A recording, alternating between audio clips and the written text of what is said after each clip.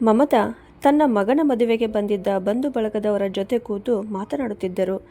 ಆಗಲೇ ಏಕಾಏಕಿ ಅವಳ ಮಗ ಸುನೀಲ್ ತನ್ನ ಕೊಠಡಿಯಿಂದ ಕೋಪದಿಂದ ಹೊರಬಂದು, ಅಮ್ಮ, ನೀವು ನನಗೆ ಎಂತಹ ಅಜ್ಞಾನಿ ಹಳ್ಳಿಯ ಹುಡುಗಿಯನ್ನು ಮದುವೆ ಮಾಡಿದ್ದೀರಿ. ಅವಳ ಮುಖವೂ ಚೆನ್ನಾಗಿಲ್ಲ, ರೂಪವೂ ಇಲ್ಲ. ಅದಕ್ಕಾಗಿ ನಾನು ಮೊದಲೇ ಹೇಳಿದ್ದೆ, ನಾನು ನನ್ನ ಇಷ್ಟದ ಹುಡುಗಿಯನ್ನೇ ಮದುವೆಯಾಗುತ್ತೇನೆ ಎಂದು. ಆದರೆ ಇಲ್ಲ, ನಿಮಗೆ ನಿಮ್ಮ ಮಾನ ಮರ್ಯಾದೆಯೇ ಮುಖ್ಯವಾಗಿತ್ತು. ಆ ಮಾನ ಮರ್ಯಾದೆ ನನ್ನ ಜೀವನವನ್ನೇ ಹಾಳು ಮಾಡಿದೆ. ನಾನು ಇಂತಹ ಹುಡುಗಿಯ ಜೊತೆ ಜೀವನ ಪೂರ್ತಿ ಬದುಕಲಾರೆ. ಅದಕ್ಕಾಗಿಯೇ ಅವಳನ್ನು ನಿಮ್ಮ ಬಳಿಯೇ ಇಟ್ಟುಕೊಳ್ಳಿ ಮತ್ತು ಅವಳ ತಂದೆಗೆ ನೀಡಿದ ವಾಗ್ದಾನವನ್ನು ನೀವು ಮುಂದುವರೆಸಿ. ಹೀಗೆ ಕೋಪದಿಂದ ಹೇಳುತ್ತಾ ಸುನೀಲ್ ತನ್ನ ಬ್ಯಾಗಿನಲ್ಲಿ ತನ್ನ ಸಾಮಾನುಗಳನ್ನು ತುಂಬುತ್ತಿದ್ದನು. ಮಗನ ಮಾತುಗಳನ್ನು ಕೇಳಿದ ರಾಮಚರಣ್ ಅವರು, ಮಗನೇ, ಈಗ ಇಂತಹ ಮಾತುಗಳು ನಿನಗೆ ಸರಿ ಹೊಂದುವುದಿಲ್ಲ. ಈಗ ನಿನ್ನ ಮೇಲೆ ನಿನ್ನ ಜೀವನ ಸಂಗಾತಿಯ ಜವಾಬ್ದಾರಿಯೂ ಬಂದಿದೆ. ನೀನು ಮದುವೆ ಎಂಬ ಪವಿತ್ರ ಬಾಂಧವ್ಯದಲ್ಲಿ ಅವಳನ್ನು ಈ ಮನೆಯ ಸೊಸೆಯಾಗಿಸಿಕೊಂಡು ಬಂದಿದ್ದೀಯಾ. ಈಗ ಅವಳನ್ನು ಹೀಗೆ ಬಿಟ್ಟು ಹೋಗಲು ಆಗುವುದಿಲ್ಲ ಅಂತ ಹೇಳಿದರು. ಅದಕ್ಕೆ ಸುನೀಲ್ ಕೋಪದಿಂದ, ಯಾವ ಜವಾಬ್ದಾರಿ ಅಪ್ಪ? ನಾನು ಸಿದ್ಧವಾಗಿರದ ಜವಾಬ್ದಾರಿಯ ಬಗ್ಗೆ ಮಾತನಾಡುತ್ತಿದ್ದೀರಾ?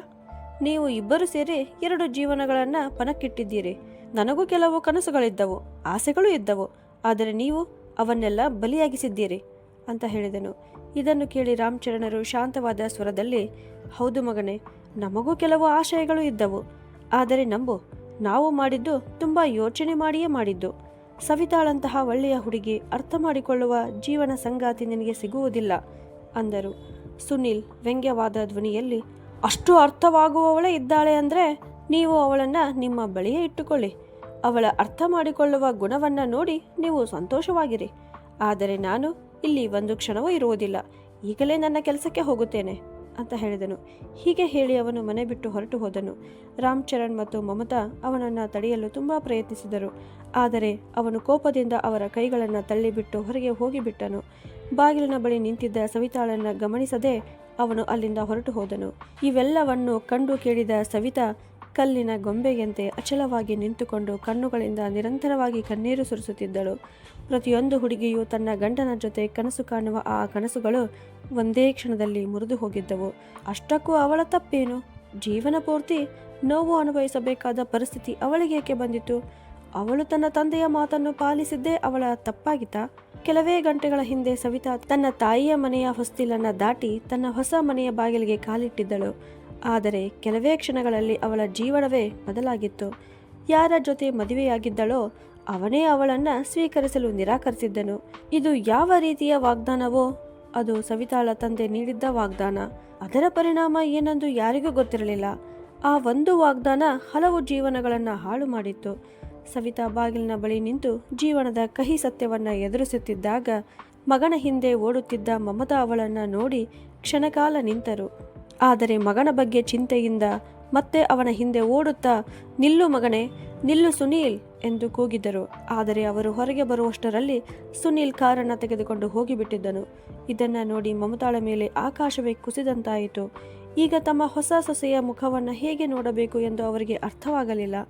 ಇತ್ತೀಚೆಗಷ್ಟೇ ಮನೆಗೆ ಬಂದ ಆ ಸೊಸೆಯನ್ನ ಹೇಗೆ ಸಮಾಧಾನಪಡಿಸಬೇಕು ಎಂಬ ಚಿಂತೆಯಲ್ಲಿ ಅವರು ಮನೆ ಮುಂದೆ ಇರುವ ಮೆಟ್ಟಿಲುಗಳ ಮೇಲೆ ನಿಪ್ರಾಣವಾಗಿ ಕುಳಿತುಕೊಂಡರು. ಮಗ ಒಂದು ಕಡೆ ಕೋಪದಲ್ಲಿ ಮನೆ ಬಿಟ್ಟು ಹೋಗಿದ್ದನು, ಮತ್ತೊಂದು ಕಡೆ ಹೊಸದಾಗಿ ಮನೆಗೆ ಬಂದ ಸೊಸೆಯ ಜೀವನದ ಚಿಂತೆ. ಇದು ಯಾವ ರೀತಿಯ ಪರೀಕ್ಷೆಯ ಕ್ಷಣವೋ? ಮಮತಾರನ್ನು 2 ದಾರಿಗಳ ಮಧ್ಯೆ ನಿಲ್ಲಿಸಿದಂತಿತ್ತು. ಇಂತಹ ಗೊಂದಲದ ನಡುವೆ ಇದ್ದಾಗ ಸವಿತಾ ಕೈಯಲ್ಲಿ ನೀರಿನ ಗ್ಲಾಸ್ ಹಿಡಿದು ಮಮತಾರ ಬಳಿ ಬಂದು ಕುಳಿತು, ಅತ್ತೆ, ಇದನ್ನು ತೆಗೆದುಕೊಳ್ಳಿ, ನೀರು ಕುಡಿಯಿರಿ, ಚಿಂತಿಸಬೇಡಿ. ಸಮಯದ ಜೊತೆಗೆ ಎಲ್ಲವೂ ಸರಿಯಾಗುತ್ತದೆ. ಸಮಯವು ನೋವು ಕೊಡುತ್ತದೆ, ಆದರೆ ಅದೇ ಸಮಯ ಮದ್ದು ಕೂಡ ಕೊಡುತ್ತದೆ. ನನಗೆ ಗೊತ್ತಿದೆ, ಈ ಎಲ್ಲದಕ್ಕೂ ಕಾರಣ ನಾನು. ನಿಮ್ಮ ಮಗನ ಜೊತೆ ನನ್ನ ಮದುವೆ ಆಗದಿದ್ದರೆ ಅವರು ಈ ರೀತಿ ಮನೆ ಬಿಟ್ಟು ಹೋಗುತ್ತಿರಲಿಲ್ಲ. ನಾನು ದುರಾದೃಷ್ಟವಂತಳು. ನಾನು ಹುಟ್ಟಿದಾಗಲೇ ನನ್ನ ತಾಯಿ ನನ್ನನ್ನು ಬಿಟ್ಟು ಹೋಗಿಬಿಟ್ಟರು. ನಾನು ಯುವತಿಯಾಗುತ್ತಿದ್ದಂತೆಯೇ ನನ್ನ ತಂದೆಯೂ ನನ್ನನ್ನು ಬಿಟ್ಟು ಹೋದರು. ಈಗ ಮದುವೆಯಾದ ಮೇಲೆ ನನ್ನ ಗಂಡನೇ ನನ್ನನ್ನು ಬಿಟ್ಟು ಹೋಗಿದ್ದಾನೆ ಅಂತ ಹೇಳಿದಳು. ಹೀಗೆ ಹೇಳುತ್ತಾ ಸವಿತಾ ಭಾವೋದ್ರಿಕ್ತಳಾಗಿ ಕಣ್ಣೀರು ಸುರಿಸತೊಡಗಿದಳು. ಅದಕ್ಕೆ ಮಮತಾ ಅವರು ತಕ್ಷಣ, ಇಲ್ಲ ಮಗಳೇ, ಇದರಲ್ಲಿ ನಿನ್ನ ಯಾವ ತಪ್ಪೂ ಇಲ್ಲ. ಇದು ಎಲ್ಲವೂ ದೇವರ ಆಟ. ನಾವು ನಿನ್ನನ್ನು ಈ ಮನೆಯ ಸೊಸೆಯಾಗಿ ಸ್ವೀಕರಿಸಿದ್ದು ತಪ್ಪೇನಲ್ಲ ಅಂತ ಹೇಳಿದರು. ಅಷ್ಟರಲ್ಲಿ ರಾಮಚರಣ್ ಅಲ್ಲಿಗೆ ಬಂದು ಸವಿತಾಳ ತಲೆಯ ಮೇಲೆ ಕೈ ಇಟ್ಟು, ಸವಿತಾ ಮಗಳೇ, ಮನಸ್ಸು ಸಣ್ಣದು ಮಾಡಿಕೊಳ್ಳಬೇಡ. ನಡೆದಿದ್ದರಲ್ಲಿ ನಿನ್ನ ತಪ್ಪೇನೂ ಇಲ್ಲ. ನೀನು ಒಂದು ಮಗಳಾಗಿ ಮಾಡಬೇಕಾದದ್ದನ್ನೇ ಮಾಡಿದ್ದೀಯ.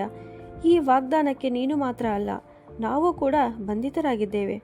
ನಾನು ನಿನ್ನ ತಂದೆಗೆ ಅವರ ಕೊನೆಯ ಕ್ಷಣದಲ್ಲಿ ಮಾತು ಕೊಟ್ಟಿದ್ದೆ, ನಿನ್ನನ್ನು ನನ್ನ ಮಗಳಂತೆ ನೋಡಿಕೊಳ್ಳುತ್ತೇನೆ, ನನ್ನ ಮನೆಗೆ ಸೊಸೆಯಾಗಿ ಕರೆದುಕೊಂಡು ಬರುತ್ತೇನೆ ಎಂದು.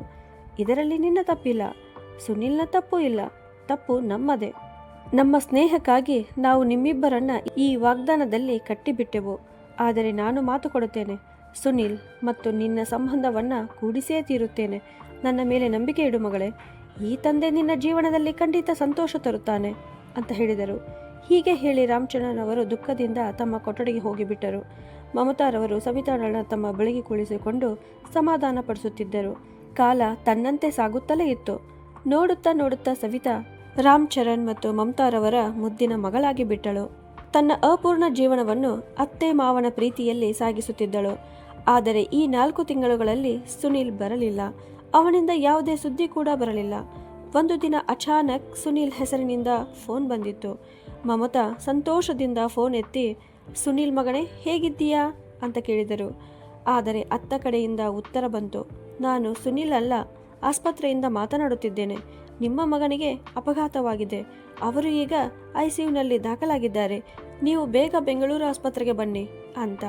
ಈ ಸುದ್ದಿ ಕೇಳುತ್ತಿದ್ದಂತೆ ಮಮತಾ ಅವರ ಕಾಲುಗಳು ನಡುಗಲು ಶುರುವಾದವು. ಅವರು ಅಳುತ್ತಾ ನೆಲದ ಮೇಲೆ ಬಿದ್ದು ಬೆಚ್ಚಿ ಕುಳಿತರು. ಅವರ ಸ್ಥಿತಿ ನೋಡಿ ಸವಿತಾ ಓಡಿ ಬಂದು ಅವರನ್ನು ಹಿಡಿದು, ಅತ್ತೆ ಅತ್ತೆ ಏನಾಯಿತು? ಕಣ್ಣು ತೆರೆದು ನೋಡಿ, ಏನಾಯಿತು ಅಂತ ಕೇಳಿದಳು. ಹೀಗೆ ಹೇಳುತ್ತಾ ಸವಿತಾ ರಾಮಚಂದ್ರನ್ ಅವರನ್ನ ಜೋರಾಗಿ ಕರೆಯಲು ಶುರು ಮಾಡಿದಳು. ಮಾವ, ರೀ ಮಾವ, ಬೇಗ ಬನ್ನಿ, ನೋಡಿ ಅಮ್ಮನಿಗೆ ಏನಾಯಿತು? ಸವಿತಾಳ ಗಟ್ಟಿಯಾದ ಕೂಗು ಕೇಳಿ ರಾಮಚಂದ್ರನ್ ಅವರು ಓಡಿ ಬಂದು ಗಾಬರಿಯಿಂದ ಮಮತಾರವರನ್ನ ಕದಲಿಸುತ್ತಾ, ಏನಾಯಿತು ಮಮತಾ, ಹೇಳು, ಯಾರ್ ಫೋನ್ ಅದು ಅಂತ ಕೇಳಿದರು. ಅದಕ್ಕಾಗಿ ಮಮತಾ ಅವರು ನಡುಗುತ್ತಾ, ಬೇಗ ಹೋಗೋಣ, ಈಗಲೇ ಹೊರಡಬೇಕು, ನಮ್ಮ ಮಗ ಅಂತ ಹೇಳುತ್ತಲೇ ಅವರು ಅಳುತ್ತಾ ಮಾತು ನಿಲ್ಲಿಸಿದರು. ಏನು ಹೇಳ್ತಾ ಇದ್ದೀಯಾ? ನಮ್ಮ ಸುನಿಲ್ಗೆ ಏನಾಯಿತು ಎಂದು ರಾಮಚಂದ್ರ ಅವರು ಗಾಬರಿಯಿಂದ ಕೇಳಿದರು. ಆಸ್ಪತ್ರೆಯಿಂದ ಫೋನ್ ಬಂದಿತ್ತು, ಸುನಿಲ್ಗೆ ಅಪಘಾತವಾಗಿದೆ, ನನ್ನ ಮಗನಿಗೆ ಏನಾಯಿತೋ ಗೊತ್ತಿಲ್ಲ ಎಂದು ಮಮತಾ ಅವರು ನಿಯಂತ್ರಣ ತಪ್ಪಿ ಅತ್ತರು. ಅದಕ್ಕೆ ರಾಮಚಂದ್ರ ಅವರು ಧೈರ್ಯ ನೀಡುತ್ತಾ, ನಮ್ಮ ಮಗನಿಗೆ ಏನೂ ಆಗಲ್ಲ, ದೇವರ ಮೇಲೆ ನಂಬಿಕೆ ಇಡು, ನೀನು ಬೇಗ ಬಟ್ಟೆ ಹಣ ಎಲ್ಲ ಸಿದ್ಧ ಮಾಡಿಕೊ, ನಾನು ಗಾಡಿಯ ವ್ಯವಸ್ಥೆ ಮಾಡುತ್ತೇನೆ ಅಂತ ಹೇಳಿದರು. ಹೀಗೆ ಹೇಳಿ ಅವರು ಹೊರಗೆ ಹೋದರು. ಅಷ್ಟರಲ್ಲಿ ಸವಿತಾ ಹಣವನ್ನು ತಂದು ಮಮತಾ ಅವರಿಗೆ ಕೊಟ್ಟಳು. ಸ್ವಲ್ಪ ಸಮಯದಲ್ಲಿ ಗಾಡಿಯೂ ಬಂದಿತು. ಮೂವರು ಕೂಡ ತಕ್ಷಣ ಬೆಂಗಳೂರು ಕಡೆಗೆ ಹೊರಟರು. ಪೂರ್ತಿ ಪ್ರಯಾಣದಲ್ಲಿ ಸವಿತಾ ಮೌನವಾಗಿದ್ದಳು. ಅವಳ ಮನಸ್ಸು ತುಂಬ ದುಃಖದಿಂದ ತುಂಬಿತ್ತು. ಅವಳು ಮನಸ್ಸಿನಲ್ಲಿಯೇ ತನ್ನ ಅದೃಷ್ಟವನ್ನು ದೂಷಿಸುತ್ತಾ, ಏಕೆ ನನ್ನ ಜೀವನದಲ್ಲೇ ಈ ರೀತಿಯ ನೋವು ಬರುತ್ತಿವೆ, ಯಾವಾಗಲೂ ನಾನು ಪ್ರೀತಿಸಿದವರು ಏಕೆ ದೂರವಾಗುತ್ತಾರೆ ಅಂತ ಕಣ್ಣೀರು ಸುರಿಸುತ್ತಿದ್ದಳು. ತಾಯಿ ತಂದೆಯನ್ನು ಅವಳು ಈಗಾಗಲೇ ಕಳೆದುಕೊಂಡಿದ್ದಳು. ಈಗ ಸುನಿಲ್ ಜೀವನಕ್ಕಾಗಿ ಹೋರಾಡುತ್ತಿದ್ದನು. ಅವನು ಅವಳನ್ನು ಒಪ್ಪಿಕೊಂಡಿರಲಿಲ್ಲ, ಆದರೆ ಅವನು ಅವಳ ಗಂಡನೇ ಆಗಿದ್ದನು. ಅವಳು ತನ್ನ ಕರ್ತವ್ಯದಿಂದ ಹಿಂದೆ ಸರಿಯಲಾರಳು. ಅದಕ್ಕಾಗಿಯೇ ಮಮತಾ ತಡೆಯುತ್ತಿದ್ದರೂ ಕೂಡ ಅವಳು ಅವರ ಜೊತೆ ಬಂದಿದ್ದಳು. ಇಂದು ಅವಳು ದೇವರ ಮೇಲೆಯೇ ಅಸಮಾಧಾನಗೊಂಡಿದ್ದಳು. ಇದುವರೆಗೆ ತನ್ನ ಭಾಗ್ಯವನ್ನು ಒಪ್ಪಿಕೊಂಡಿದ್ದಳು, ಆದರೆ ಈಗ ಅವಳ ಸಹನೆ ಮುರಿದು ಹೋಗುತ್ತಿತ್ತು. ನನ್ನ ಪಾಪಕ್ಕೆ ಸುನಿಲ್ ಶಿಕ್ಷೆ ಅನುಭವಿಸುತ್ತಿದ್ದಾನೆಯೇ ಎಂಬ ಭಾವನೆ ಅವಳನ್ನು ಕಾಡುತ್ತಿತ್ತು. ನಾನು ಅವನ ಜೀವನದಲ್ಲಿ ಬಂದಾಗಿನಿಂದ ಎಲ್ಲವೂ ಕೆಟ್ಟದ್ದೇ ಆಗುತ್ತಿದೆ ಎಂದು ತನ್ನನ್ನೇ ಅವಳು ದೂಷಿಸುತ್ತಿದ್ದಳು. ಈ ಸಂತೋಷದ ಮನೆ ನನ್ನ ಕಾರಣದಿಂದಲೇ ಹಾಳಾಗಿದೆ. ರಾಮಚರಣ್ ಅವರ ಒಬ್ಬನೇ ಮಗ ಅವರನ್ನು ಬಿಟ್ಟು ಹೋಗಿದ್ದಾನೆ. ಇದಕ್ಕೆ ಕಾರಣ ನಾನು ಎಂದು ಸವಿತಾ ತನ್ನನ್ನೇ ತಪ್ಪು ಮಾಡುತ್ತಿದ್ದಳು. ಅಷ್ಟರಲ್ಲಿ ಕಾರಿನ ಹಾರ್ನ್ ಶಬ್ದ ಕೇಳಿ ಸವಿತಾ ತನ್ನ ಆಲೋಚನೆಗಳಿಂದ ಹೊರಬಂದಳು. ನೋಡಿದಾಗ ಅವರು ಆಸ್ಪತ್ರೆಗೆ ಬಂದಿದ್ದರು. ಮಮತಾ ಮತ್ತು ರಾಮಚರಣ್ ಅವರು ಒಂದು ಕ್ಷಣವೂ ವಿಳಂಬ ಮಾಡದೆ ಒಳಗೆ ಓಡಿದರು. ರಿಸೆಪ್ಷನ್ನಲ್ಲಿ ಸುನಿಲ್ ಬಗ್ಗೆ ವಿಚಾರಿಸಲು ಶುರು ಮಾಡಿದರು. ಅಷ್ಟರಲ್ಲಿ ಅಲ್ಲೇ ಕುಳಿತಿದ್ದ ಸುನಿಲ್ ಸ್ನೇಹಿತ ಅಭಿಷೇಕ್ ಅವರ ಬಳಿಗೆ ಬಂದು, ಅಂಕಲ್, ನಾನು ಸುನಿಲ್ನ ಸ್ನೇಹಿತ ಅಭಿಷೇಕ್, ನೀವು ನನ್ನ ಜೊತೆ ಬನ್ನಿ ಅಂತ ಹೇಳಿದನು. ಅವರು ಮೂವರು ಅಭಿಷೇಕ್ ಜೊತೆ ICU ಕಡೆಗೆ ಹೋದರು. ಹೊರಗೆ ನಿಂತು ಡಾಕ್ಟರ್ ಬರುವುದನ್ನು ಕಾಯಲು ಶುರು ಮಾಡಿದರು. ಆ ನಡುವೆ ರಾಮಚರಣ್ ಅವರು ಅಭಿಷೇಕ್ ಅವರನ್ನು ಬೇರೆಡೆಗೆ ಕರೆದುಕೊಂಡು ಹೋಗಿ, ಮಗನೇ, ಇದು ಹೇಗೆ ಆಯಿತು? ಸುನಿಲ್ಗೆ ಅಪಘಾತ ಹೇಗೆ ಸಂಭವಿಸಿತು ಅಂತ ಕೇಳಿದರು. ಅದಕ್ಕೆ ಅಭಿಷೇಕ್, ಅಂಕಲ್, ನನಗೂ ಸಂಪೂರ್ಣವಾಗಿ ಗೊತ್ತಿಲ್ಲ, ಆದರೆ ನಿನ್ನೆ ರಾತ್ರಿ ಸುನಿಲ್ ತುಂಬ ನಿರಾಶೆಯಲ್ಲಿ ಇದ್ದನು, ಅವನು ಕೆಲಸ ಕಳೆದುಕೊಂಡಿದ್ದ ಅಂತ ಹೇಳಿದನು. ಆಮೇಲೆ ಅಭಿಷೇಕ್ ಮತ್ತಷ್ಟು ವಿವರಿಸುತ್ತಾ, ಅಸಲಿ ವಿಷಯ ಏನೆಂದರೆ ರಮ್ಯಾ ಮತ್ತು ಸುನಿಲ್ ಒಂದೇ ಕಂಪನಿಯಲ್ಲಿ ಕೆಲಸ ಮಾಡುತ್ತಿದ್ದರು. ಅವರಿಬ್ಬರ ನಡುವೆ ಹತ್ತಿರದ ಸಂಬಂಧ ಬೆಳೆದಿತ್ತು. ಹೀಗೆ ನೋಡುತ್ತಾ ನೋಡುತ್ತಾ ಸುನಿಲ್ ಮತ್ತು ರಮ್ಯಾ ಇಬ್ಬರು ಒಬ್ಬರನ್ನೊಬ್ಬರು ಇಷ್ಟಪಡುವಂತಾಯಿತು. ಅವರು ಮದುವೆಯಾಗಲು ಕೂಡ ಬಯಸಿದ್ದರು. ಆದರೆ ನೀವು ಏಕಾಏಕಿ ಮನೆಗೆ ಕರೆದ ಕಾರಣ ಅವನು ಮನೆಗೆ ಹೋದನು. ಅಲ್ಲಿ ಅವನ ಮದುವೆ ಸವಿತಾಳ ಜೊತೆ ಆಯಿತು. ನಿಮ್ಮ ಮಾತು ವಾಗ್ದಾನಗಳ ಕಾರಣದಿಂದ ಸುನಿಲ್ ಆ ಪರಿಸ್ಥಿತಿಯಲ್ಲಿ ಸಿಕ್ಕಿಬಿದ್ದನು. ಅದರ ಪರಿಣಾಮ ಅವನ ಕೆಲಸಕ್ಕೂ ಜೀವನಕ್ಕೂ ಬಿದ್ದಿತು. ಮದುವೆಯಾದ ನಂತರ ಅವನು ರಮ್ಯಾಳಿಂದ ದೂರವಾಗಲು ಶುರು ಮಾಡಿದ. ಆದರೆ ಅದು ಅವಳಿಗೆ ಸಹಿಸಲಾಗಲಿಲ್ಲ. ಅದರಿಂದ ಅವರಿಬ್ಬರ ನಡುವೆ ಜಗಳಗಳು ಶುರುವಾದವು. ಆ ಜಗಳಗಳ ಕಾರಣದಿಂದ ಸುನಿಲ್ ಕೆಲಸದಲ್ಲಿಯೂ ಮನಸ್ಸು ಇಡಲಿಲ್ಲ. ಕೊನೆಗೆ ಈ ಎರಡೂ ಬದುಕಿನಿಂದ ಬಿಡಿಸಿಕೊಳ್ಳಲು ಒಂದು ದಿನ ಸಂಜೆ ಅವನು ತನ್ನ ಮದುವೆಯ ಸತ್ಯವನ್ನು ರಮ್ಯಾಳಿಗೆ ಹೇಳಿದನು. ಇದರಿಂದ ದೊಡ್ಡ ಜಗಳ ನಡೆಯಿತು. ರಮ್ಯಾ ತನ್ನ ಬಾಸ್ಗೆ ಹೇಳಿ ಸುನಿಲನ ಕೆಲಸದಿಂದ ತೆಗೆಸಿಬಿಟ್ಟಳು. ಈ ಎಲ್ಲವನ್ನು ಸುನಿಲ್ ಸಹಿಸಲಿಲ್ಲ. ನಿನ್ನೆ ರಾತ್ರಿ 2 ಗಂಟೆಗೆ ಮದ್ಯದ ಮತ್ತಿನಲ್ಲಿ ಕಾರ್ ತೆಗೆದುಕೊಂಡು ಎಲ್ಲೋ ಹೋಗಿಬಿಟ್ಟನು. ಅದಾದ ನಂತರ ನನಗೆ ಏನೂ ಗೊತ್ತಿಲ್ಲ ಅಂಕಲ್. ಬೆಳಗ್ಗೆ 4 ಗಂಟೆಗೆ ಆಸ್ಪತ್ರೆಯಿಂದ ಫೋನ್ ಬಂದಿತ್ತು. ಆಗ ನಾನು ಓಡಿ ಇಲ್ಲಿಗೆ ಬಂದೆ. ಆಗಿನಿಂದ ಡಾಕ್ಟರ್ ಹೊರಬರುವುದನ್ನು ಕಾಯುತ್ತಿದ್ದೇನೆ. ನರ್ಸ್ ಹೇಳುತ್ತಿದ್ದಳು, ಅವನಿಗೆ ತುಂಬ ಗಂಭೀರ ಗಾಯಗಳಾಗಿವೆ ಅಂತ. ಕಳೆದ 2-3 ಗಂಟೆಗಳಿಂದ ಚಿಕಿತ್ಸೆ ನಡೆಯುತ್ತಿದೆ ಅಂತ ಹೇಳಿದನು. ಇದನ್ನು ಕೇಳಿದ ರಾಮಚಂದ್ರವರ ತಲೆ ಹಿಡಿದು ಕುಳಿತುಕೊಂಡರು. ನಾನು ಏನು ಮಾಡಿಬಿಟ್ಟೆ? ಇಷ್ಟು ದೊಡ್ಡ ತಪ್ಪು ನನ್ನಿಂದ ಹೇಗೆ ಆಯಿತು ದೇವರೇ? 3 ಜೀವಗಳನ್ನು ಪಣಕ್ಕಿಟ್ಟೆನು. ಸುನೀಲ್ ಮತ್ತು ರಮ್ಯಾಳ ವಿಷಯ ಸ್ವಲ್ಪವಾದರೂ ಗೊತ್ತಿದ್ದರೆ ನಾನು ಎಂದಿಗೂ ಹೀಗೆ ಮಾಡುತ್ತಿರಲಿಲ್ಲ. ನನ್ನ ಮಗನೇ ಇದರಲ್ಲಿ ಸಿಕ್ಕಿಬಿದ್ದಿದ್ದಾನೆ. ಈಗ ನನ್ನ ಕಾರಣದಿಂದಲೇ ಅವನು ಜೀವ ಮರಣದ ನಡುವೆ ಹೋರಾಟ ಮಾಡುತ್ತಿದ್ದಾನೆ ಎಂದು ಅವರು ಅಳುತ್ತಾ ಕುಸಿದು ಬಿದ್ದರು. ಅಷ್ಟರಲ್ಲಿ ಅಭಿಷೇಕ್ ಅವರ ಭುಜದ ಮೇಲೆ ಕೈಯಿಟ್ಟು, ಅಂಕಲ್, ಇದು ಎಲ್ಲವೂ ದೇವರ ಇಚ್ಛೆ. ಅವನು ಹೇಗೆ ಬಯಸುತ್ತಾನೋ ಹಾಗೆ ಆಗುತ್ತದೆ. ನಮ್ಮ ಕೈಯಲ್ಲಿ ಏನೂ ಇಲ್ಲ. ಇದು ಕರ್ಮಗಳ ಆಟ. ಹೆಚ್ಚು ಚಿಂತಿಸಬೇಡಿ. ದೇವರನ್ನ ಪ್ರಾರ್ಥಿಸಿ. ಸುನೀಲ್ ಬೇಗ ಗುಣವಾಗಲಿ ಅಂತ ಹೇಳಿದ. ಹೀಗೆ ಹೇಳಿ ಅವರನ್ನು ಒಳಗೆ ಕರೆದುಕೊಂಡು ಹೋದನು. ಸುಮಾರು ಅರ್ಧ ಗಂಟೆಯ ನಂತರ ಡಾಕ್ಟರ್ ಐಸಿಯುನಿಂದ ಹೊರಬಂದು, ನಾವು ನಮ್ಮಿಂದ ಸಾಧ್ಯವಾದಷ್ಟು ಪ್ರಯತ್ನ ಮಾಡಿದ್ದೇವೆ. ಈಗ ದೇವರ ಮೇಲೆ ಎಲ್ಲವೂ ಇದೆ. ಮುಂದಿನ 72 ಗಂಟೆಗಳು ಬಹಳ ಕ್ರಿಟಿಕಲ್. ಅಪಘಾತ ತುಂಬ ಭೀಕರವಾಗಿತ್ತು. ಈಗಲೇ ಏನನ್ನ ಖಚಿತವಾಗಿ ಹೇಳಲು ಆಗುವುದಿಲ್ಲ. ದೇವರನ್ನು ಪ್ರಾರ್ಥಿಸಿ ಅಂತ ಹೇಳಿ ಡಾಕ್ಟರ್ ಅಲ್ಲಿಂದ ತೆರಳಿದರು. 72 ಗಂಟೆಗಳು ಎಂಬ ಮಾತು ಕೇಳುತ್ತಿದ್ದಂತೆಯೇ ಮಮತಾ ಅವರ ಕಣ್ಣುಗಳಿಂದ ಕಣ್ಣೀರು ಹರಿಯಿತು. ಸವಿತಾ ಅಲ್ಲಿ ನಿಂತುಕೊಂಡೇ ಒಳಗೆ ಮುರಿದು ಹೋಗುತ್ತಿದ್ದಳು. ಆ 72 ಗಂಟೆಗಳು ಎಲ್ಲರಿಗೂ ತುಂಬ ಕಷ್ಟಕರವಾಗಿದ್ದವು. ಯಾರೂ ಸರಿಯಾಗಿ ಊಟ ಮಾಡಲಿಲ್ಲ, ವಿಶ್ರಾಂತಿ ಕೂಡ ಇಲ್ಲ. ಮಮತಾ ಮತ್ತು ಸವಿತಾ ಆಸ್ಪತ್ರೆಯ ದೇವಾಲಯದಲ್ಲಿ ಕೂತು ದೇವರನ್ನ ಬೇಡಿಕೊಂಡು ಕಣ್ಣೀರು ಸುರಿಸುತ್ತಿದ್ದರು. ಹೇಗೋ ಆ 72 ಗಂಟೆಗಳು ಕಳೆಯಿತು. ಕೊನೆಗೆ ದೇವರ ಕೃಪೆಯಿಂದ ರಾತ್ರಿ 12 ಗಂಟೆಗೆ ಸುನಿಲ್ಗೆ ಚೇತನ ಬಂದಿತು. ರಾಮ್ಚರಣ್ ಅವರು ಮತ್ತು ಮಮತಾ ಓಡಿ ಬಂದು ಐಸಿಯುನಲ್ಲಿ ಸುನೀಲನ್ನ ನೋಡಿದರು. ಅವರ ಹಿಂದೆ ಸವಿತಾ ಕೂಡ ನಿಧಾನವಾಗಿ ಒಳಗೆ ಪ್ರವೇಶಿಸಿದಳು. ತಾಯಿ ತಂದೆಯನ್ನ ನೋಡಿ ಸುನೀಲ್ ಕಣ್ಣೀರು ತಂದುಕೊಂಡನು. ಆದರೆ ಅವನ ದೃಷ್ಟಿ ತಾಯಿಯ ಹಿಂದೆ ನಿಂತಿದ್ದ ಸವಿತಾಳ ಮೇಲೆ ಬಿದ್ದ ಕ್ಷಣ ಅವನ ಕಣ್ಣುಗಳಲ್ಲಿ ಕೋಪ ಮತ್ತು ದ್ವೇಷ ಸ್ಪಷ್ಟವಾಗಿ ಕಾಣಿಸಿತು. ಆ ದೃಷ್ಟಿ ಸವಿತಾಳ ಮನಸ್ಸನ್ನು ಚುಚ್ಚುತ್ತಿತ್ತು. ಸವಿತಾ ಭಾವನೆಗಳನ್ನು ಓದುವುದರಲ್ಲಿ ಪರಿಣಿತ ಹೊಂದಿದ್ದಳು, ಏಕೆಂದರೆ ಜೀವನ ಅವಳಿಗೆ ಇದನ್ನೇ ಕಲಿಸಿತ್ತು. ಅದರಿಂದಲೇ ಅವಳು ಯಾವುದೇ ಮಾತು ಆಡದೆ ಐಸಿಯುನಿಂದ ಹೊರಗೆ ಬಂದಳು. ಹೊರಗೆ ಬಂದು ದೇವರ ಮುಂದೆ ನಿಂತು ಜೋರಾಗಿ ಅತ್ತಳು. ಆದರೆ ಕೆಲ ಕ್ಷಣಗಳ ನಂತರ ಜನರನ್ನು ನೋಡಿ ತನ್ನನ್ನು ತಾನು ನಿಯಂತ್ರಿಸಿಕೊಂಡಳು. ಈ ಜೀವನದ ಹೋರಾಟವನ್ನು ನಾನು ಎದುರಿಸಬೇಕು ಎಂದು ಮನಸ್ಸಿನಲ್ಲಿ ನಿಶ್ಚಯ ಮಾಡಿಕೊಂಡಳು. ಅವಳಿಗೆ ಗೊತ್ತಿತ್ತು, ಸುನೀಲ್ ತನ್ನನ್ನು ಯಾವುದೇ ಪರಿಸ್ಥಿತಿಯಲ್ಲೂ ತನ್ನ ಹತ್ತಿರ ಕೂಡ ಬರಲು ಬಿಡುವುದಿಲ್ಲ. ಸವಿತಾ ತುಂಬ ದೃಢ ನಿಶ್ಚಲ ಹೊಂದಿದ್ದಳು. ಅವಳು ತನ್ನ ಕರ್ತವ್ಯದಿಂದ ಹಿಂದೆ ಸರಿಯುವವಳಾಗಿರಲಿಲ್ಲ. ಪತ್ನಿಯಾಗಿ ನನ್ನ ಧರ್ಮವನ್ನು ನಿಭಾಯಿಸಬೇಕು ಎಂಬ ನಿರ್ಧಾರದಿಂದ ಅವಳು ತನ್ನ ಕಣ್ಣೀರು ಒರೆಸಿಕೊಂಡು ಮತ್ತೆ ಐಸಿಯು ಒಳಗೆ ಹೋದಳು. ಸ್ವಲ್ಪ ಸಮಯದ ನಂತರ ನರ್ಸ್ ಹೇಳಿದ ಕಾರಣಕ್ಕೆ ಎಲ್ಲರೂ ಹೊರಗೆ ಬಂದರು. ಸುನೀಲ್ನ ಸ್ಥಿತಿ ಇನ್ನೂ ಗಂಭೀರವಾಗಿದ್ದರಿಂದ ಅವನನ್ನು ಹೆಚ್ಚು ಜನರ ನಡುವೆ ಇರಿಸಲು ಸಾಧ್ಯವಿರಲಿಲ್ಲ. ಅವನು ಇನ್ನೂ ನೋವು ಮತ್ತು ಕಷ್ಟ ಅನುಭವಿಸುತ್ತಿದ್ದನು. ಮಮತಾರವರು ಮತ್ತು ರಾಮಚರಣ್ ಅವರು ಒಂದು ವಿಷಯಕ್ಕೆ ಮಾತ್ರ ಸಂತೋಷಪಟ್ಟರು, ತಮ್ಮ ಮಗ ಕಣ್ಣೆದುರಿಗಿದ್ದಾನೆ, ಜೀವಂತವಾಗಿದ್ದಾನೆ ಅಂತ. ಅವನು ಕಷ್ಟದಲ್ಲಿದ್ದರೂ ಚೇತನ ಬಂದಿರುವುದಕ್ಕೆ ಇಬ್ಬರು ದೇವರಿಗೆ ಧನ್ಯವಾದ ಹೇಳುತ್ತಿದ್ದರು. ಅಷ್ಟರಲ್ಲಿ ಒಬ್ಬ ನರ್ಸ್ ಬಂದು, ಡಾಕ್ಟರ್ ಚೇತನ್ ನಿಮ್ಮನ್ನು ತಮ್ಮ ಕ್ಯಾಬಿನ್ಗೆ ಬರಲು ಹೇಳುತ್ತಿದ್ದಾರೆ ಅಂತ ಹೇಳಿದಳು. ಅವರು ಎಲ್ಲರೂ ಡಾಕ್ಟರ್ ಚೇತನ್ ಅವರ ಕಚೇರಿಗೆ ಹೋದರು.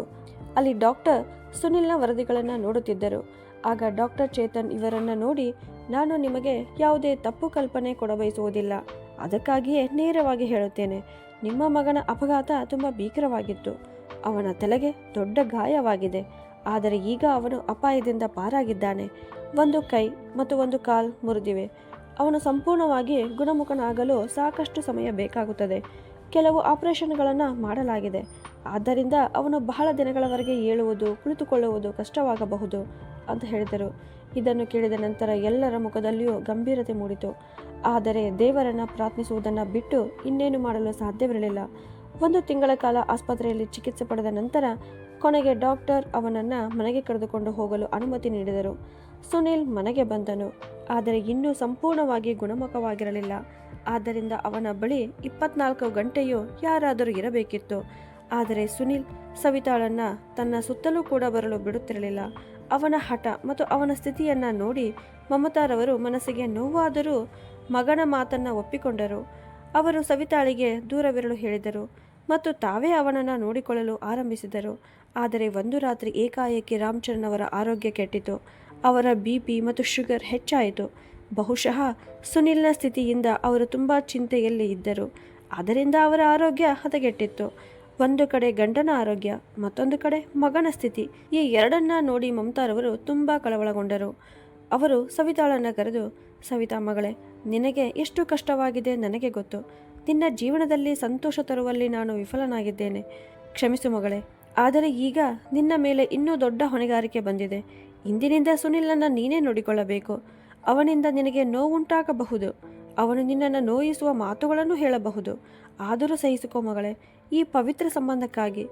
ಒಂದು ದಿನ ಸುನಿಲ್ನ ಹೃದಯ ಕರಗುತ್ತದೆ. ಅವನು ನಿನ್ನನ್ನು ಖಂಡಿತ ಒಪ್ಪಿಕೊಳ್ಳುತ್ತಾನೆ ಅಂತ ಹೇಳುತ್ತಾ ಮಮತಾರವರ ಕಣ್ಣುಗಳು ಕಣ್ಣೀರಿನಿಂದ ತುಂಬಿದವು. ಅದಕ್ಕಾಗಿ ಸವಿತಾಳು, ಅತ್ತೆ, ದಯವಿಟ್ಟು ಹೀಗೆ ಹೇಳಬೇಡಿ. ನೀವು ನಮ್ಮ ಸಂಬಂಧವನ್ನು ಸರಿಪಡಿಸಲು ನಿಮ್ಮಿಂದ ಆದಷ್ಟು ಪ್ರಯತ್ನ ಮಾಡಿದ್ದೀರಿ. ಆದರೆ ಬಹುಶಃ ನನ್ನ ಅದೃಷ್ಟದಲ್ಲಿಯೇ ಈ ಸಂಬಂಧದ ಸಂತೋಷ ಇಲ್ಲವೇನೋ. ನಾನು ಅವರನ್ನು ನೋಡಲು ಹೋದರೆ ಅವರು ನನ್ನನ್ನೇ ಅಷ್ಟು ದ್ವೇಷಿಸುತ್ತಾರೆ. ನನ್ನ ಮುಖ ನೋಡುವುದಕ್ಕೂ ಇಷ್ಟಪಡುವುದಿಲ್ಲ ಎಂದು ಹೇಳುತ್ತಾ ಸವಿತಾಳ ಕಣ್ಣುಗಳಲ್ಲಿ ಕಣ್ಣೀರು ತುಂಬಿತ್ತು. ಅದಕ್ಕೆ ಮಮತಾರವರು ಸಮಾಧಾನ ಪಡಿಸುತ್ತಾ, ಇಲ್ಲ ಮಗಳೇ, ಹೀಗೆ ಹೇಳಬೇಡ. ದೇವರ ಮನೆಯಲ್ಲಿ ತಡ ಇರಬಹುದು, ಆದರೆ ಅನ್ಯಾಯ ಇರುವುದಿಲ್ಲ. ದೇವರ ಮೇಲೆ ನಂಬಿಕೆ ಇಡು, ಎಲ್ಲವೂ ಸರಿಯಾಗುತ್ತದೆ ಅಂತ ಹೇಳಿದರು. ಆಮೇಲೆ ಒಂದು ಆಶೆಯೊಂದಿಗೆ ಮಮತಾ, ಇಂದಿನಿಂದ ನೀನೇ ಸುನಿಲ್ನ ಕೊಠಡಿಯಲ್ಲಿ ಮಲಗಬೇಕು ಮಗಳೇ. ನಾನು ನಿನ್ನ ಮಾವನನ್ನು ನೋಡಿಕೊಳ್ಳಬೇಕು ಅಂತ ಹೇಳಿದರು. ಆದರೆ ಅತ್ತೆ, ಇದು ಎಂದು ಸವಿತಾ ಹಿಂಜರಿದಳು. ನೀನು ಚಿಂತಿಸಬೇಡ ಮಗಳೇ, ಸುನಿಲ್ಗೆ ನಾನು ಹೇಳುತ್ತೇನೆ. ಇದು ತೆಗೆದುಕೋ, ನೀರು ಮತ್ತು ಔಷಧಿ. ಅವನಿಗೆ ಔಷಧಿ ಕೊಡುವ ಸಮಯವಾಗಿದೆ. ರಾತ್ರಿ ಮಲಗುವ ಮುನ್ನ ಆಸ್ಪತ್ರೆಯಲ್ಲಿ ನರ್ಸ್ ಹೇಳಿದಂತೆ ಅವನ ಕೈಗಳಿಗೆ ಸ್ವಲ್ಪ ವ್ಯಾಯಾಮ ಮಾಡಿಸು.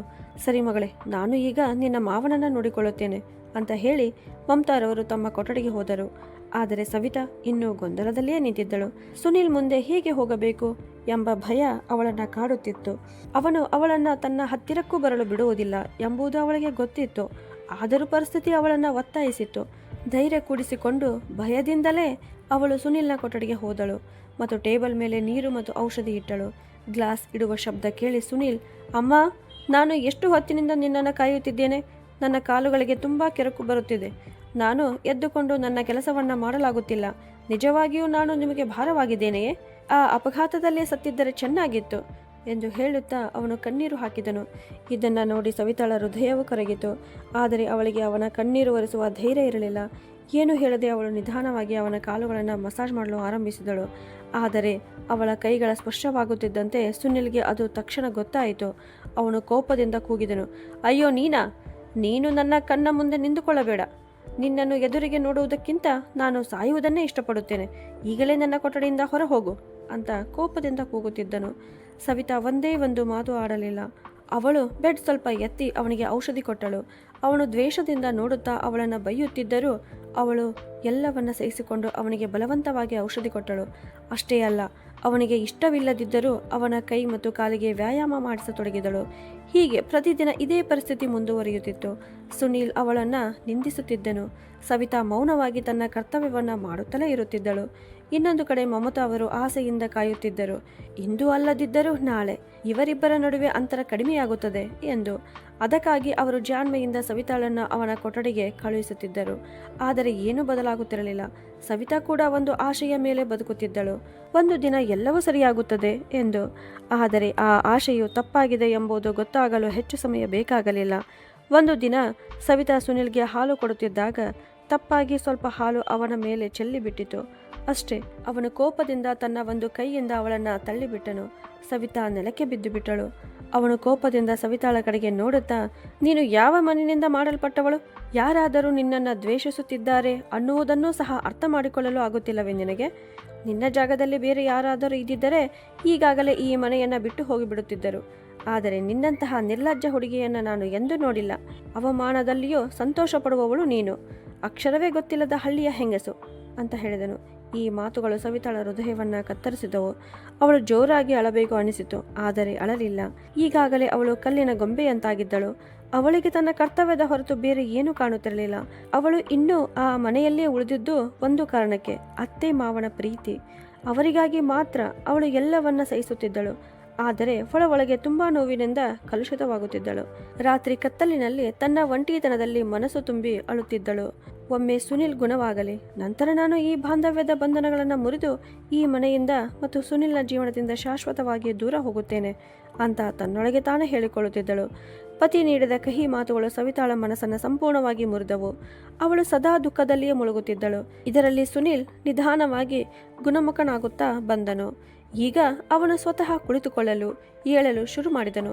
ಸವಿತಾಳ ನಿಸ್ವಾರ್ಥ ಸೇವೆ ಅವನ ನೋವನ್ನು ಕಡಿಮೆ ಮಾಡುತ್ತಿತ್ತು. ಕಾಲ ಕಳೆಯುತ್ತಾ ಹೋಯಿತು. ಹೀಗೆ 2 ತಿಂಗಳುಗಳು ಹೇಗೆ ಕಳೆದವು ಗೊತ್ತಾಗಲಿಲ್ಲ. ಸುನಿಲ್ ಗಾಯಗಳು ಬಹುತೇಕ ಗುಣವಾಗುತ್ತವು, ಆದರೆ ಸವಿತಾಳ ಹೃದಯದ ಗಾಯಗಳು ಇನ್ನೂ ಹಸಿಯಾಗೇ ಇದ್ದವು. ಅವಳಿಗೆ ಮದ್ದು ಹಚ್ಚುವವರೇ ಯಾರೂ ಇರಲಿಲ್ಲ. ಹೌದು, ಮಮತಾ ಅವರು ಅವಳ ಜೊತೆ ಇದ್ದರು, ಆದರೆ ಅವರು ತಾಯಿ ಕೂಡ ಆಗಿದ್ದರು. ತಮ್ಮ ಮಗನ ಬಗ್ಗೆ ಹೆಚ್ಚು ಕಾಳಜಿ ಇಟ್ಟುಕೊಂಡಿದ್ದರು. ಸುನಿಲ್ ಅಪಘಾತವಾದ ನಂತರ ಅವರು ಇನ್ನಷ್ಟು ಚಿಂತೆಯಲ್ಲಿ ಮುಳುಗಿದ್ದರು. ಈ ಸಂಗತಿಯನ್ನು ಸವಿತಾ ಮಮತಾರವರ ಕಣ್ಣಲ್ಲಿ ಓದಿಕೊಂಡಿದ್ದಳು. ಅದಕ್ಕಾಗಿಯೇ ಒಂದು ದಿನ ಬೆಳಗ್ಗೆ ಎಲ್ಲರೂ ಎಚ್ಚರಗೊಳ್ಳುವ ಮುನ್ನವೇ ಸವಿತಾ ಮನೆಯಿಂದ ಹೊರಟು ಹೋದಳು. ಅವಳ ಜೊತೆ ಇದ್ದದ್ದು ಅವಳ ನೆರಳು ಮಾತ್ರ. ಬೆಳಗ್ಗೆ ಸವಿತಾಳ ಚಟುವಟಿಕೆಗಳಿಂದಲೇ ಮನೆ ಎಚ್ಚರಗೊಳ್ಳುತ್ತಿತ್ತು. ಆದರೆ ಆ ದಿನ ಎಲ್ಲವೂ ಮೌನವಾಗಿತ್ತು. ಇದನ್ನು ಗಮನಿಸಿದ ಮಮತಾ ಅವರು ಆತಂಕಗೊಂಡರು. ಅವರು ಸವಿತಾಳ ಕೊಠಡಿಗೆ ಹೋದರು, ಆದರೆ ಅವಳು ಅಲ್ಲಿ ಇರಲಿಲ್ಲ.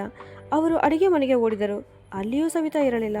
ಭಯದಿಂದ ಮಮತಾರವರು ರಾಮ್ಚರಣ್ ಅವರ ಬಳಿ ಹೋಗಿ, ರೀ, ಸವಿತಾ ಎಲ್ಲೂ ಕಾಣಿಸುತ್ತಿಲ್ಲ, ಏನು ಹೇಳದೆ ಎಲ್ಲಿಗೆ ಹೋದಳೋ ಗೊತ್ತಿಲ್ಲ, ಅವಳು ಹೀಗೆ ಯಾವತ್ತೂ ಹೋಗುವುದಿಲ್ಲ ಎಂದು ಹೇಳಿ ಅಳಲು ಶುರು ಮಾಡಿದರು. ಅದಕ್ಕೆ ರಾಮ್ಚರಣ್ ಅವರು ಸಾಮಾನ್ಯ ಧ್ವನಿಯಲ್ಲಿ, ಅಲ್ಲೇ ಕೊಠಡಿಯಲ್ಲಿ ಅಥವಾ ಬಾತ್ರೂಮ್ನಲ್ಲಿ ಇರಬಹುದು, ನೀನು ಸರಿಯಾಗಿ ನೋಡಿರ್ಲಿಕ್ಕಿಲ್ಲ, ನಿಲ್ಲು, ನಾನು ನೋಡುತ್ತೇನೆ ಅಂತ ಹೇಳಿ ಅವರು ಸವಿತಾಳ ಕೊಠಡಿಗೆ ಹೋದರು.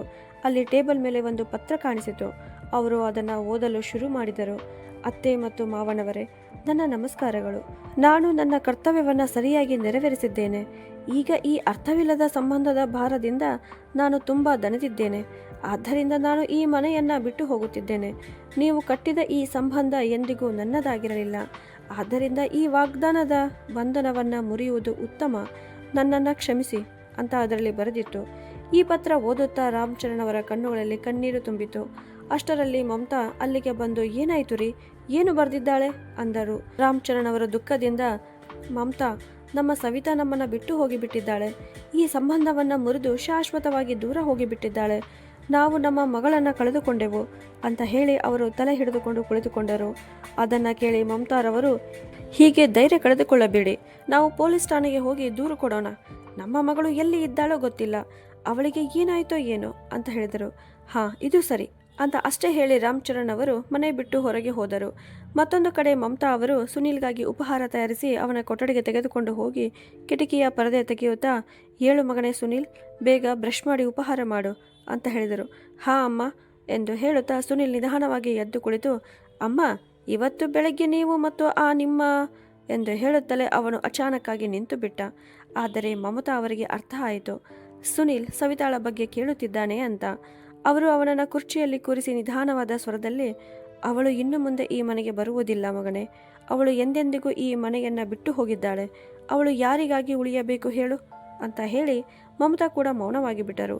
ತಾಯಿಯ ಮಾತು ಕೇಳಿ ಸುನೀಲ್ಗೆ ಮೊದಲ ಬಾರಿ ಸವಿತಾಳ ಕೊರತೆ ತೀವ್ರವಾಗಿ ಅನಿಸಿತು. ಆದರೆ ತನ್ನ ಮನಸ್ಸಿನ ಮಾತನ್ನು ಒಪ್ಪಿಕೊಳ್ಳದೆ ಅವನು, ಹೋಗಿದ್ದೇ ಚೆನ್ನಾಗಾಯಿತು ಅಮ್ಮ, ಕೊನೆಗೂ ಅವಳಿಂದ ನಾವು ಎಲ್ಲರೂ ಬಿಡುಗಡೆ ಪಡೆದೆವು. ಸರಿ ಬಿಡಿ, ನನಗೆ ಬೇಗ ಉಪಹಾರ ಕೊಡಿ ಅಂತ ಹೇಳಿದ. ಮಮತಾ ಅವರು ಅವನಿಗಾಗಿ ಉಪಹಾರ ಮತ್ತು ಔಷಧಿ ನೀಡಿ ಹೊರಗೆ ಬಂದರು. ಆದರೆ ಸುನೀಲ್ ಒಳಗೆ ತುಂಬ ಅಶಾಂತನಾಗಿದ್ದ. ಅವನಿಗೆ ಸವಿತಾಳ ಒಂದು ನೋಟ ಕಾಣಬೇಕೆಂಬ ಹಂಬಲ ಇದ್ದಿತು. ಸವಿತಾ ಅವನನ್ನು ಬಿಟ್ಟು ಹೋಗಿದ್ದಾಳೆ ಅನ್ನೋ ವಿಚಾರ ಅವನಿಗೆ ಸಹಿಸಲಾಗುತ್ತಿರಲಿಲ್ಲ. ಎಲ್ಲ ಸಮಯವೂ ಅವನಿಗೆ ಸವಿತಾಳ ಇರುವಿಕೆಯ ಅನುಭವವಾಗುತ್ತಿತ್ತು. ಅವಳ ಸುಗಂಧವೇ ಅವನ ಉಸಿರಿನಲ್ಲಿ ಬೆರೆತು ಹೋಗಿತ್ತು. ಅವನು ಅವಳನ್ನು ಪ್ರೀತಿಸಲು ಶುರು ಮಾಡಿದ್ದ, ಆದರೆ ಅದನ್ನು ಎಂದಿಗೂ ಹೇಳಲಿಲ್ಲ. ಬಹುಶಃ ಅವನ ಪುರುಷ ಅಹಂಕಾರವೇ ಅವನನ್ನು ಅವಳ ಮುಂದೆ ತಗ್ಗಲು ಬಿಡಲಿಲ್ಲ. ಅವನು ಅವಳನ್ನು ಎಷ್ಟು ದ್ವೇಷಿಸಿದ್ದನೋ ಈಗ ಅದಕ್ಕಿಂತ ಹೆಚ್ಚು ಪ್ರೀತಿಸುತ್ತಿದ್ದ. ಆದರೆ ಈಗ ತುಂಬ ತಡವಾಗಿತ್ತು.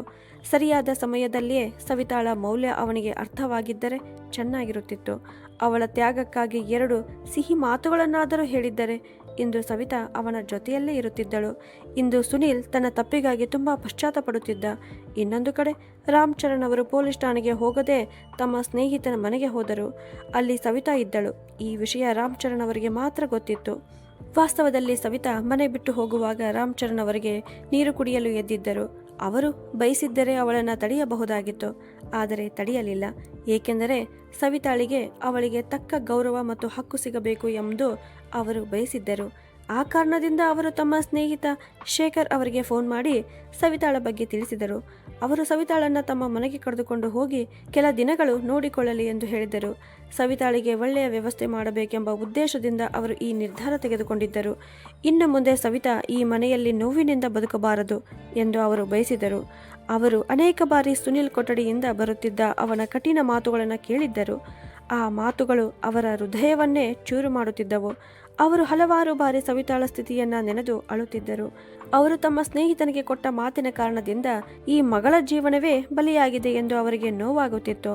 ತಮ್ಮ ತಪ್ಪಿಲ್ಲದಿದ್ದರೂ ಅವರು ತಮ್ಮನ್ನೇ ತಪ್ಪುಗಾರ ಅಂತ ತಿಳಿದುಕೊಂಡಿದ್ದರು. 3 ಜನರ ಬದುಕನ್ನ ಹಾಳು ಮಾಡಿದಂತೆ ಅವರಿಗೆ ಅನಿಸುತ್ತಿತ್ತು. ಇದರಿಂದ ಅವರು ತಮ್ಮ ದೃಷ್ಟಿಯಲ್ಲಿ ತಾವು ಕುಸಿದು ಹೋಗಿದ್ದರು. ಸುನಿಲ್ ಜೊತೆ ಮಾತನಾಡುವ ಧೈರ್ಯವೂ ಅವರಿಗಿರಲಿಲ್ಲ. ಮಗನ ಮೇಲೆಯೂ ಅನ್ಯಾಯ ಮಾಡಿರುವ ಈ ಭಾವನೆ ಅವರಿಗೆ ಕಾಡುತ್ತಿತ್ತು. ಆದರೆ ಈಗಲಾದರೂ ತಪ್ಪನ್ನು ಸರಿಪಡಿಸಬೇಕೆಂಬ ಒಂದು ಅವಕಾಶ ಕಂಡಿತ್ತು. ಅವರಿಗೆ ಗೊತ್ತಿತ್ತು ಸುನಿಲ್ ಈ ವಚನದ ಬಂಧನದಲ್ಲಿ ಸಿಕ್ಕಿಕೊಂಡಿದ್ದಾನೆ ಎಂದು. ಅದಕ್ಕಾಗಿ ಅವನು ತನ್ನ ಸ್ನೇಹಿತೆ ರಮ್ಯಾಳಿಂದ ದೂರವಾಗಿದ್ದ. ಈ ಎಲ್ಲವನ್ನ ಯೋಚಿಸುತ್ತಾ ರಾಮ್ ಚರಣ್ ಅವರು ಶೇಖರ್ ಅವರ ಮನೆಗೆ ತಲುಪಿದರು. ಅಲ್ಲಿ ಸವಿತಾಳನ್ನ ನೋಡಿ ಕೈ ಜೋಡಿಸಿ, ಸವಿತಾ ಮಗಳೇ, ನನ್ನನ್ನು ಕ್ಷಮಿಸು. ನಾನು ಸೋತಿದ್ದೇನೆ. ನಿನಗೆ ನಿನ್ನ ಹಕ್ಕು ಕೊಡಿಸಲು ನಾನು ಏನೂ ಮಾಡಲಾಗಲಿಲ್ಲ ಅಂತ ಹೇಳಿದರು. ಹೀಗೆ ಹೇಳಬೇಡಿ ಮಾವ ಎಂದು ಸವಿತಾ ಕೈ ಜೋಡಿಸಿ ಬೇಡಿಕೊಂಡಳು. ದಯವಿಟ್ಟು ಈ ಬಂಧನಗಳಿಂದ ನನಗೆ ಮುಕ್ತಿ ನೀಡಿ. ನಾನು ಈಗ ಇಲ್ಲಿ ಉಳಿಯಲು ಬಯಸುವುದಿಲ್ಲ. ನೀವು ಅಂಕಲರಿಗೆ ಹೇಳಿ ನನ್ನನ್ನು ಇಲ್ಲಿ ಏಕೆ ತಡೆದಿರಿ? ದಯವಿಟ್ಟು ಮಾವ, ನಿಮ್ಮ ಮುಂದೆ ಕೈ ಮುಗಿದು ಕೇಳಿಕೊಳ್ಳುತ್ತೇನೆ. ನಾನು ನಿಮ್ಮ ಎಲ್ಲರ ಮಧ್ಯೆ ಮತ್ತೆ ಬರಲು ಬಯಸುವುದಿಲ್ಲ ಎಂದು ಹೇಳುತ್ತಾ ಸವಿತಾ ದುಃಖದಿಂದ ಅಳಲು ಶುರು ಮಾಡಿದಳು. ಅದನ್ನು ನೋಡಿ ರಾಮ್ ಚರಣ್ ಅವರು, ಸವಿತಾ ಮಗಳೇ, ನಿನಗೆ ಹೀಗೆ ಮುಕ್ತಿ ಕೊಡಲಿ? ಮೇಲಕ್ಕೆ ಹೋಗಿ ನಿನ್ನ ತಂದೆಗೆ ನಾನು ಯಾವ ಮುಖ ತೋರಿಸಲಿ? ನೀನು ನನ್ನ ಜವಾಬ್ದಾರಿ. ನಿನಗಾಗಿ ಏನಾದರೂ ಒಳ್ಳೆಯದನ್ನ ಯೋಚಿಸುವವರೆಗೆ ನೀನು ಇಲ್ಲಿಯೇ ಇರಬೇಕು ಅಂತ ಹೇಳಿದರು. ಇಬ್ಬರು ಮಾತನಾಡುತ್ತಿದ್ದಾಗಲೇ ರಾಮ್ ಚರಣ್ ಅವರ ಸ್ನೇಹಿತ ಶೇಖರ್ ಅವರ ಪತ್ನಿ ಸುಮಿತ್ರಾ ಅವರು ಚಹಾ ತೆಗೆದುಕೊಂಡು ಬಂದು, ಹೌದು ಮಗಳೇ, ಇಲ್ಲಿ ನಿನಗೆ ಯಾವ ರೀತಿಯ ತೊಂದರೆಯೂ ಆಗುವುದಿಲ್ಲ ಎಂದು ಹೇಳಿದರು. ಚಹಾ ಕುಡಿದ ನಂತರ ರಾಮ್ ಚರಣ್ ಅವರು ಸವಿತಾಳ ತಲೆಯ ಮೇಲೆ ಕೈ ಇಟ್ಟು, ನನ್ನ ಮೇಲೆ ನಂಬಿಕೆ ಇಟ್ಟುಕೋ ಮಗಳೇ, ಒಂದು ದಿನ ಎಲ್ಲವೂ ಸರಿಯಾಗುತ್ತದೆ ಎಂದು ಆಶೀರ್ವದಿಸಿ ಅಲ್ಲಿಂದ ಹೊರಟರು. ಇನ್ನೊಂದು ಕಡೆ ಸುನಿಲ್ ಜೀವನವೇ ನಿಂತಂತಾಗಿತ್ತು. ಅವನಿಗೆ ಸಮಯ ಕಳೆಯುವುದು ತುಂಬ ಕಷ್ಟವಾಗುತ್ತಿತ್ತು. ಸವಿತಾಳ ಕೊರತೆ ಸುನಿಲ್ಗೆ ಮಾತ್ರವಲ್ಲ, ಮಮತಾರವರಿಗೂ ಕೂಡ ದಿನವೂ ಕಾಡುತ್ತಿತ್ತು. 4-5 ದಿನಗಳು ಕಳೆದರೂ ಸವಿತಾಳ ಬಗ್ಗೆ ಯಾವುದೇ ಮಾಹಿತಿ ಸಿಗಲಿಲ್ಲ. ಕೊನೆಗೆ ಒಂದು ದಿನ ಸುನಿಲ್ ತನ್ನ ತಾಯಿಗೆ, ಅಮ್ಮ, ದಯವಿಟ್ಟು ಸವಿತಾಳನ್ನು ಮತ್ತೆ ಮನೆಗೆ ಕರೆತನ್ನಿ. ಅವಳಿಲ್ಲದೆ ನಾನು ಇರಲು ಆಗುವುದಿಲ್ಲ. ಅವಳು ನನ್ನ ಅಭ್ಯಾಸವಾಗಿ ಬಿಟ್ಟಿದ್ದಾಳೆ ಅಮ್ಮ. ದಯವಿಟ್ಟು ಅವಳನ್ನು ಎಲ್ಲಿಂದಾದರೂ ಹುಡುಕಿ ಕರೆತನ್ನಿ ಅಂತ ಹೇಳಿದ. ಅವನು ಮತ್ತಷ್ಟು ಭಾವನಾತ್ಮಕವಾಗಿ ಹೇಳುತ್ತಾ, ಅಮ್ಮ, ನಾನು ಮಾತು ಕೊಡುತ್ತೇನೆ. ಇನ್ನು ಮುಂದೆ ಅವಳ ಕಣ್ಣಲ್ಲಿ ಒಂದು ಹನಿ ಕಣ್ಣೀರು ಕೂಡ ಬರದಂತೆ ನೋಡಿಕೊಳ್ಳುತ್ತೇನೆ. ಅವಳ ಎಲ್ಲ ಆಸೆಗಳನ್ನು ನೆರವೇರಿಸುತ್ತೇನೆ. ನಾನು ಅವಳ ವಚನದ ಬಂಧನದಲ್ಲೇ ಬದುಕಲು ಬಯಸುತ್ತೇನೆ. ದಯವಿಟ್ಟು ಅಮ್ಮ, ಅವಳನ್ನು ಮತ್ತೆ ಕರೆತನ್ನಿ ಅಂತ ಹೇಳಿದ. ಮಗನ ಬಾಯಿಂದ ಇಷ್ಟು ಪ್ರೀತಿ ಕೇಳಿ ಮಮತಾ ಅವರು ಮನಸ್ಸಿನಲ್ಲಿ ತುಂಬ ಸಂತೋಷಪಟ್ಟರು. ಅವರು ತಕ್ಷಣ ರಾಮ್ ಚರಣ್ ಅವರ ಬಳಿ ಹೋಗಿ ಈ ಸಂತೋಷದ ಸುದ್ದಿ ಹೇಳಿದರು. ಅದನ್ನು ಕೇಳಿ ರಾಮ್ ಚರಣ್ ಅವರು ಸಂತೋಷದಿಂದ ತುಂಬಿ ಹೋದರು. ಏಕೆಂದರೆ ಅವರು ಬಯಸಿದ್ದು ಇದೇ ಆಗಿತ್ತು, ಸುನಿಲ್ಗೆ ಸವಿತಾಳ ಮೌಲ್ಯ ತಿಳಿಯಬೇಕು ಎಂದು. ಆದರೆ ಅಚಾನಕ್ ಮಮತಾ ಅವರ ಮುಖದಲ್ಲಿ ದುಃಖ ಕಾಣಿಸಿತು. ಅವರು ತಮ್ಮ ಪತಿಗೆ, ರೀ, ಸವಿತಾ ಹೋಗಿ ಈಗ 6 ದಿನಗಳಾಗಿವೆ. ಇನ್ನು ಅವಳ ಬಗ್ಗೆ ಏನು ಮಾಹಿತಿ ಇಲ್ಲ. ನಮ್ಮ ಮಗಳು ಎಲ್ಲಿದ್ದಾಳೋ ಏನೋ ಅಂತ ಹೇಳಿದಾಗ ರಾಮ್ ಚರಣ್ ಅವರು, ನನಗೆ ಗೊತ್ತು ಮಮತಾ, ಸವಿತಾ ಎಲ್ಲಿದ್ದಾಳೆ ಅಂತ. ಆದರೆ ಅವಳು ಮತ್ತೆ ಸುನಿಲ್ನ ಜೀವನಕ್ಕೆ ಬರಲು ಬಯಸುತ್ತಾಳಾ ಅಂತ ಅವರು ಸ್ವಲ್ಪ ಗಂಭೀರವಾಗಿ ಮಾತನಾಡಿದರು. ಇದನ್ನು ಕೇಳಿ ಮಮತಾ ಆಶ್ಚರ್ಯದಿಂದ, ಹಾಗಿದ್ದರೆ ನಿಮಗೆ ಗೊತ್ತಾ ಸವಿತಾ ಎಲ್ಲಿದ್ದಾಳೆ ಅಂತ? ಅದನ್ನು ನನಗೆ ಏಕೆ ಹೇಳಲಿಲ್ಲ ಅಂತ ಕೇಳಿದಳು. ಅದಕ್ಕೆ ರಾಮ್ ಚರಣ್ ಅವರು, ಹೌದು ಮಮತಾ, ಅವಳು ನನ್ನ ಸ್ನೇಹಿತ ಶೇಖರ್ ಅವರ ಮನೆಯಲ್ಲಿ ಇದ್ದಾಳೆ. ಆದರೆ ಈ ವಿಷಯವನ್ನು ಈಗ ಸುನಿಲ್ಗೆ ಹೇಳಬೇಡ, ಏಕೆಂದರೆ ಸುನಿಲ್ ಆವೇಶದಲ್ಲಿ ಏನಾದರೂ ತಪ್ಪು ನಿರ್ಧಾರ ತೆಗೆದುಕೊಳ್ಳಬಾರದು. ಅವನು ಶಾಂತವಾಗಿ ಸಂಪೂರ್ಣ ಮನಸ್ಸಿನಿಂದ ಸವಿತಾಳನ್ನು ತನ್ನ ಜೀವನಕ್ಕೆ ಮತ್ತೆ ಕರೆತರಲು ನಿರ್ಧಾರ ಮಾಡಬೇಕು ಅಂತ ಹೇಳಿದರು.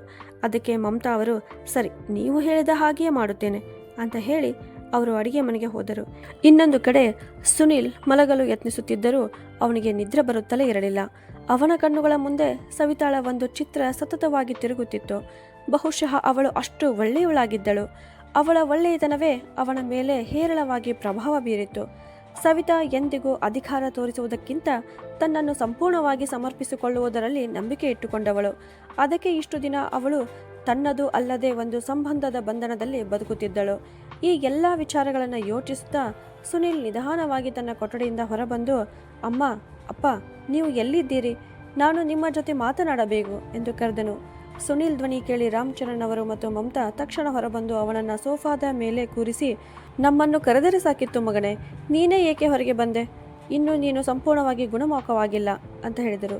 ಅದಕ್ಕೆ ಸುನಿಲ್, ನಾನು ಚೆನ್ನಾಗಿದ್ದೇನೆ ಅಪ್ಪ, ಆದರೆ ಈಗಲೇ ಸವಿತಾಳನ್ನು ಹುಡುಕಲು ಹೋಗಬೇಕು. ನೀವು ಹೀಗೆ ಶಾಂತವಾಗಿ ಹೇಗೆ ಕುಳಿತಿದ್ದೀರಿ?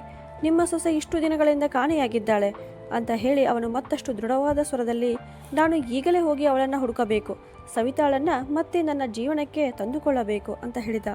ಅವನ ಮಾತುಗಳಲ್ಲಿ ಕಾಣಿಸಿದ ಆತುರ ಮತ್ತು ಸವಿತಾಳ ಮೇಲಿನ ಪ್ರೀತಿ ನೋಡಿ ರಾಮಚರಣ್ ಅವರಿಗೆ ಈಗ ಪೂರ್ಣ ನಂಬಿಕೆ ಬಂದಿತು. ಸುನಿಲ್ ನಿಜವಾಗಿಯೂ ಸವಿತಾಳನ್ನು ತನ್ನ ಜೀವನದ ಭಾಗವನ್ನಾಗಿ ಮಾಡಿಕೊಳ್ಳಲು ಬಯಸುತ್ತಿದ್ದಾನೆ ಎಂದು.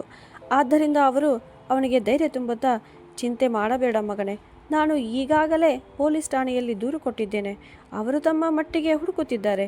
ಬೇಗನೆ ಸವಿತಾಳ ಬಗ್ಗೆ ಮಾಹಿತಿ ಸಿಗುತ್ತದೆ ಅಂತ ಹೇಳಿ ಅವರು ಮಮತಾಳ ಕಡೆ ತಿರುಗಿ, ನೀನು ಸುನಿಲ್ನನ್ನು ಈಗ ಒಳಗೆ ಕರೆದುಕೊಂಡು ಹೋಗು, ನಾನು ಸವಿತಾಳ ಬಗ್ಗೆ ಮಾಹಿತಿ ಪಡೆಯಲು ಹೋಗುತ್ತೇನೆ ಎಂದು ಹೇಳಿದರು. ಅಷ್ಟೇ ಹೇಳಿ ರಾಮಚರಣ್ ಅವರು ಶೇಖರ್ ಅವರ ಮನೆಗೆ ಸವಿತಾಳನ್ನು ನೋಡಲು ಹೊರಟರು. ಅಲ್ಲಿ ತಲುಪಿದಾಗ ಸವಿತಾ ಆತಂಕದಿಂದ, ಏನಾಯಿತು ಮಾವ, ಇಷ್ಟು ರಾತ್ರಿ ಬಂದಿದ್ದೀರಾ? ಎಲ್ಲವೂ ಸರಿ ಇದೆ ತಾನೇ ಅಂತ ಕೇಳಿದಳು. ಅದಕ್ಕೆ ರಾಮಚರಣ್ ಅವರು, ಹೌದು ಮಗಳೇ, ಎಲ್ಲವೂ ಸರಿ ಇದೆ. ನಾನು ನಿನ್ನನ್ನು ಮತ್ತೆ ನಮ್ಮ ಮನೆಗೆ ಕರೆದುಕೊಂಡು ಹೋಗಲು ಬಂದಿದ್ದೇನೆ. ಬಾ ಮಗಳೇ, ಮನೆಗೆ ಹಿಂತಿರುಗೋಣ. ಎಲ್ಲರೂ ನಿನ್ನನ್ನು ಕಾಯುತ್ತಿದ್ದಾರೆ. ಸುನೀಲ್ ನಿನ್ನನ್ನು ತುಂಬ ಪ್ರೀತಿಸುತ್ತಾನೆ. ನೀನು ಇಲ್ಲದೆ ಅವನು ಬದುಕಲಾರ ಎಂದು ರಾಮಚರಣ್ ಅವರು ಹೇಳಿದರು. ಅದಕ್ಕೆ ಸವಿತಾ ಕಣ್ಣಲ್ಲಿ ಕಣ್ಣೀರು ತುಂಬಿಕೊಂಡು, ಇಲ್ಲ ಮಾವ, ನಾನು ಈಗ ಹಿಂತಿರುಗುವುದಿಲ್ಲ. ಯಾವ ಸಂಬಂಧಕ್ಕಾಗಿ ಬರಬೇಕು ನೀವೇ ಹೇಳಿ? ಮಗಳಾಗಿ ಇಲ್ಲವೇ ಸೊಸೆಯಾಗಿ? ಈ ಸಂಬಂಧಗಳ ಭಾರದಿಂದ ನಾನು ತುಂಬ ದಣಿದಿದ್ದೇನೆ. ಇನ್ನು ಅವಮಾನ ಅನುಭವಿಸಲು ನಾನು ಇಚ್ಛಿಸುವುದಿಲ್ಲ ಅಂತ ಹೇಳಿ ಸವಿತಾ ಭಾರವಾಗಿ ಅತ್ತಳು. ಅದಕ್ಕೆ ರಾಮಚರಣ್ ಅವರು, ಅಳಬೇಡ ಮಗಳೇ, ಇಷ್ಟು ದಿನ ನೀನು ಕಷ್ಟಪಟ್ಟು ಅಳುತ್ತಿದ್ದೀಯ. ಈಗ ನಿನ್ನ ಜೀವನದಲ್ಲಿ ಸಂತೋಷದ ದಿನಗಳು ಬಂದಿವೆ.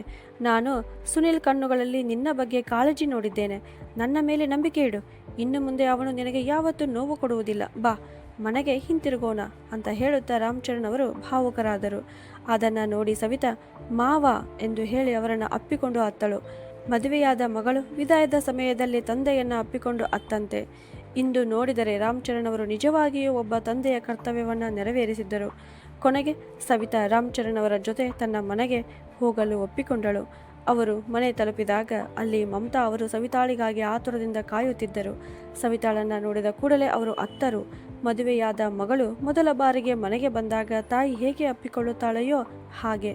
ಈ ಗದ್ದಲವನ್ನು ಕೇಳಿ ಸುನೀಲ್ ಕೂಡ ನಿಧಾನವಾಗಿ ನಡೆದುಕೊಂಡು ಬಂದನು. ಅವನು ಕೈ ಜೋಡಿಸಿ ಸವಿತಾಳ ಮುಂದೆ ನಿಂತು, ನನಗೆ ಗೊತ್ತು ಸವಿತಾ, ನೀನು ನನಗೆ ಕ್ಷಮಿಸುವುದಿಲ್ಲ, ಏಕೆಂದರೆ ನಾನು ಅದಕ್ಕೆ ಯೋಗ್ಯನಲ್ಲ. ಆದರೆ ನೀನು ನನ್ನ ಜೀವನದಿಂದ ಹೋಗಿಬಿಟ್ಟರೆ ನಾನು ಜೀವಂತವಾಗಿದ್ದರೂ ಸತ್ತವನಂತೆ ಆಗಿಬಿಡುತ್ತೇನೆ ಅಂತ ಹೇಳಿ ಮತ್ತಷ್ಟು ಭಾವನಾತ್ಮಕವಾದ ಸ್ವರದಲ್ಲಿ ಹೇಳಿದ. ದಯವಿಟ್ಟು ನನ್ನನ್ನು ಕ್ಷಮಿಸು. ನಾನು ಮಾತು ಕೊಡುತ್ತೇನೆ, ನಿನ್ನ ಕೈ ಎಂದಿಗೂ ಬಿಡುವುದಿಲ್ಲ. ನಿನ್ನ ಕಣ್ಣಲ್ಲಿ ಒಂದು ಹನಿ ಕಣ್ಣೀರು ಕೂಡ ಬರದಂತೆ ನೋಡಿಕೊಳ್ಳುತ್ತೇನೆ. ದಯವಿಟ್ಟು ನನ್ನ ಜೀವನಕ್ಕೆ ಮತ್ತೆ ಬಾ. ನಾನು ಮತ್ತೆ ಆ 7 ವಚನಗಳ ಬಂಧನದಲ್ಲಿ ಬದುಕಲು ಬಯಸುತ್ತೇನೆ ಅಂತ ಹೇಳಿ, ಏನಾದರೂ ಹೇಳು ಸವಿತಾ, ನಿನ್ನ ಮೌನ ನನ್ನ ಹೃದಯವನ್ನು ಕತ್ತರಿಸುತ್ತಿದೆ. ದಯವಿಟ್ಟು ಹೀಗೆ ಮೌನವಾಗಿರಬೇಡ ಅಂದನು. ಇಂದು ಸುನೀಲ್ ಕಣ್ಣುಗಳಲ್ಲಿ ತನ್ನ ಬಗ್ಗೆ ಇಷ್ಟು ಕಾಳಜಿ ನೋಡಿದ ಸವಿತಾಳ ಕಣ್ಣಿನಿಂದ ಕಣ್ಣೀರು ಹರಿಯತೊಡಗಿತು. ಅದೇ ಸಮಯದಲ್ಲಿ ರಾಮಚರಣ್ ಅವರು ಮತ್ತು ಮಮತಾ ಇಬ್ಬರು ಅವರನ್ನು ಅಪ್ಪಿಕೊಂಡು, ಸಾಕು ಮಕ್ಕಳೇ, ತುಂಬ ಅತ್ತಿದ್ದೀರಾ, ಇನ್ನು ತಡವಾಗಲ್ಲ. ಇನ್ನು ಮುಂದೆ ಸಂತೋಷದಿಂದ ಜೀವನ ನಡೆಸಿ. ನಿಮ್ಮ ತಂದೆ ತಾಯಿ ಯಾವಾಗಲೂ ನಿಮ್ಮ ಜೊತೆ ಇರುತ್ತಾರೆ ಅಂತ ಹೇಳಿದರು. ಆ ದಿನ ಅವರಿಬ್ಬರ ಸಂಬಂಧಕ್ಕೆ ನಿಜವಾದ ಅರ್ಥ ಸಿಕ್ಕಿತು. ಹಾಗಿದ್ದರೆ ಸ್ನೇಹಿತರೆ, ನಿಮಗೆ ಈ ಕತೆ ಹೇಗೆ ಇಷ್ಟವಾಯಿತು ಅಂತ ಕಮೆಂಟ್ ಮಾಡಿ ತಿಳಿಸಿ. ಕತೆಗೊಂದು ಲೈಕ್ ಕೊಡಿ ಹಾಗೂ ಇದೇ ಥರ ಕತೆಗಳನ್ನು ನೋಡಲು ನಮ್ಮ ಚಾನಲನ್ನು ಸಬ್ಸ್ಕ್ರೈಬ್ ಮಾಡಿ. ಧನ್ಯವಾದಗಳು.